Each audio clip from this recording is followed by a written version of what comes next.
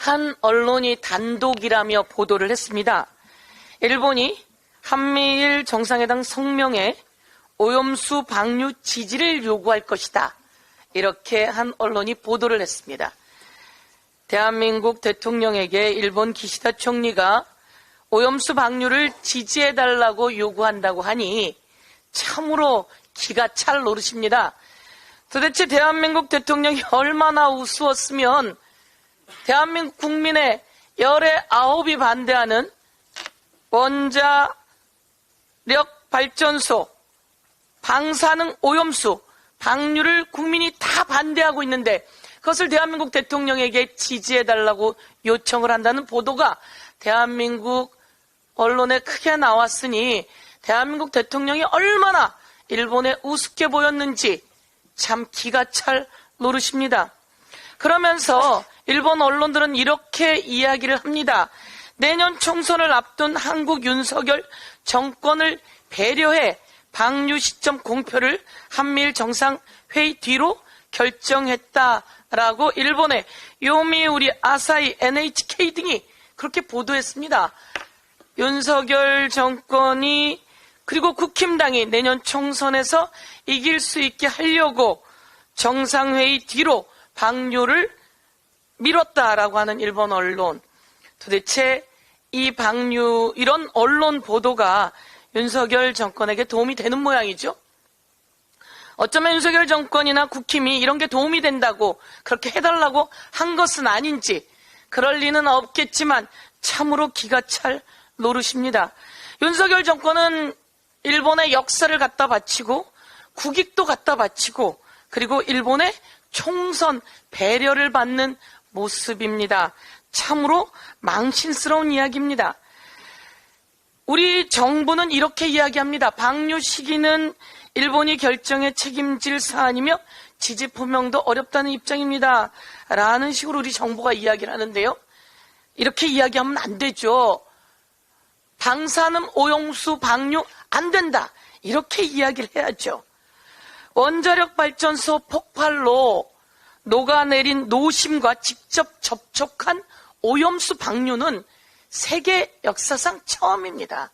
이렇게 폭발로 녹아버린 노심과 직접 접촉한 오염수는 60가지 이상의 방사능 핵종이 있습니다. 이런 것을 바다에 직접 방류하는 것은요, 냉각수 방류와 다른 겁니다.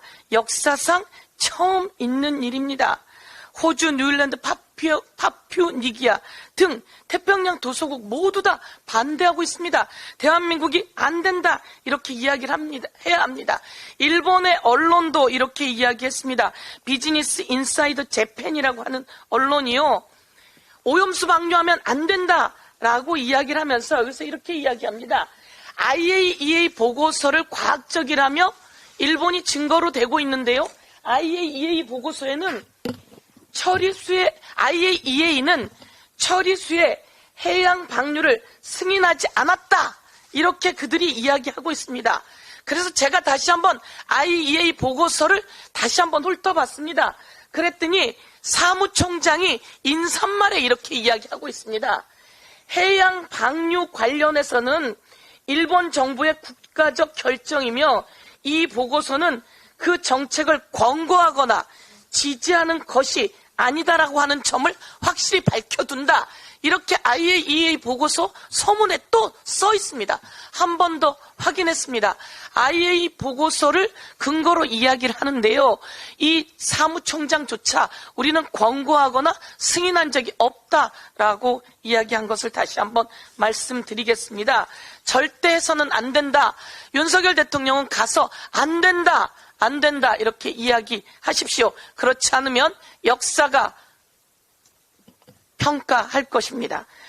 한 말씀 더 드리겠습니다. 잼버리 관련해서 왜 잼버리는 온 세계의 청소년들이 도전하고 그리고 각국 나라 청소년들과 함께 교류하는 것입니다. 이 교류하는 장에 그들을 숲속에 그리고 현장에 텐트 치고 그리고 야영하게 하는 그런 훈련들입니다. 그런데 왜 이렇게 쉬운 잼버리가 이렇게 어려운 일이 되었을까요?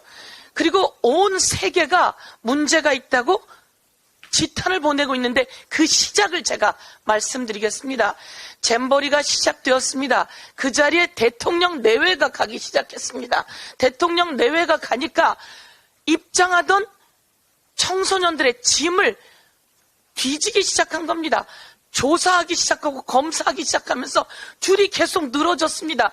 8시간 그 이상 시간 동안 청소년들이 기다리면서 쓰러지기 시작한 겁니다. 쓰러지면서 집에 전화한 겁니다. 나 너무 힘들어 라고 하니까 이 부모가 다시 이게 뭐죠? 라고 영국 정부 등 자기 정부에게 연락을 하게 된 거죠. 그러다가 전력이 모자라서 또 핸드폰 통화도 이틀 동안 안 되었다는 겁니다. 그러면서 각국의 부모들이 문제 제기하고 이 문제가 세상에 커지게 된 겁니다. 시작은 대통령 내외가 그 현장에 갔을 때부터 시작되었던 것이라고 하는 것을 다시 한번 말씀드리면서, 아니 사고는 정부가 치고 그리고 BTS를 소환합니까? 그리고 K-팝을 소환합니까? 그리고 망신은 국민의 몫입니까? 이제 다시 한번 K-팝 관련해서 태풍이 불어오는데 과연 상암 월드컵 경기장에서 안전할 수 있는지 걱정이 태산입니다. 준비 과정도 안전할 수 있는지 걱정이 태산입니다. 이에 대해서 다시 한번 짚어볼 것을 촉구합니다. 이상입니다.